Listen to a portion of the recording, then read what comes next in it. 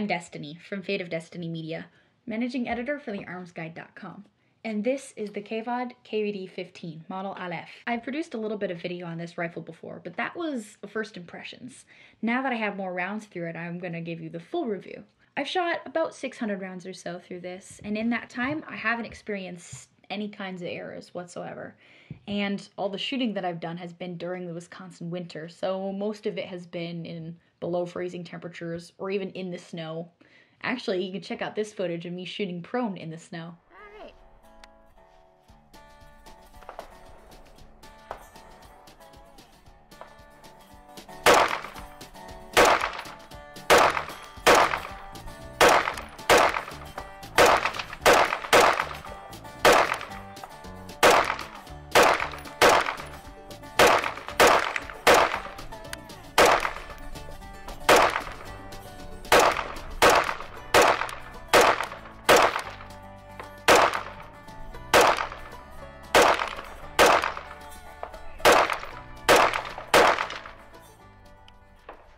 Mentioned before, I haven't had any issues as far as like reliability goes.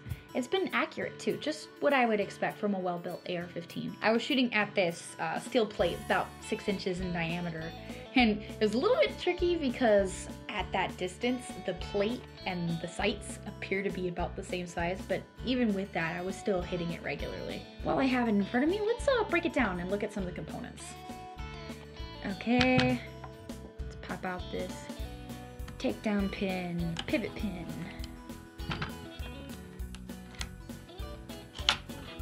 There we go. And we'll break down the upper a little bit more. Okay. The KVD-15 uses the BCM Gunfighter charging handle, and it is the Mod 3, so it has the large latch on it. Right now I just want it out of the way.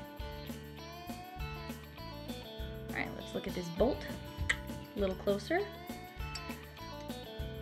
Now, some of you have no problem just pulling out this little firing pin retaining pin with just like your fingernails, but I have issues with that, so I use this teeny screwdriver. Here's our firing pin. Let's rotate this cam pin 90 degrees and pop that out. And here's our bolt. In the meantime, let's get the carrier out of the way. Alright. Here is our bolt. I like using the firing pin to help push out this detent. Right, let's try not to lose that. So the whole bolt carrier group has a nickel boron finish, and I haven't had any issues with extraction or ejection. Let's pop that in there before I lose it. And actually, let's just put this whole bolt up. Alright, take a look at this upper here. This is a Viking Tactics Troy Industries Alpha Rail, or Handguard. So floating handguard, there's a lot of space for you to add rails if you like. Kavod sent it to me with this Magpul MOE RVG grip on it for me to try out. The barrel is a 16-inch barrel, and it is fluted and tipped with a standard A2 style flash hider. The barrel has a 1 in 7 twist rate. There are a couple of options on Kavod's website for sights.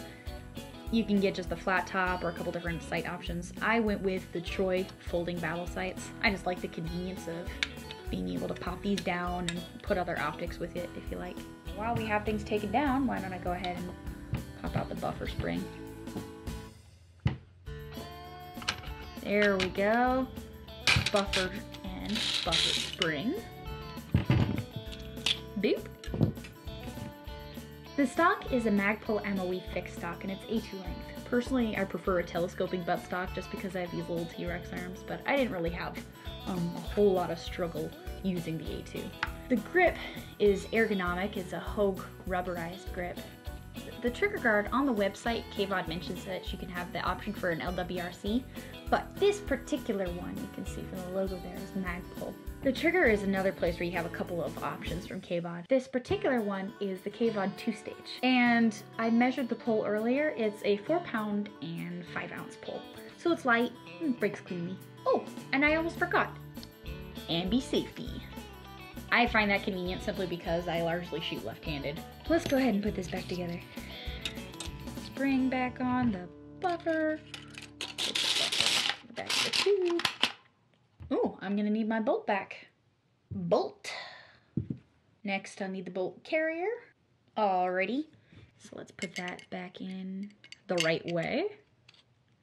Get that cam pin in there. Rotate it so it stays. Slide that out. Pop in the firing pin. So this firing pin, retention pin, has the legs are a little bit spread, so it gives me some difficulty sometimes when I pop that back in.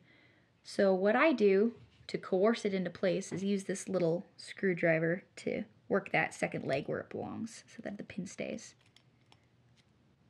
Come on, little pin. Do what you're supposed to do. There we go. Now I need my charging handle. Get that charging handle back into the upper. And get the bolt in there. Very nice. Pop this right back on.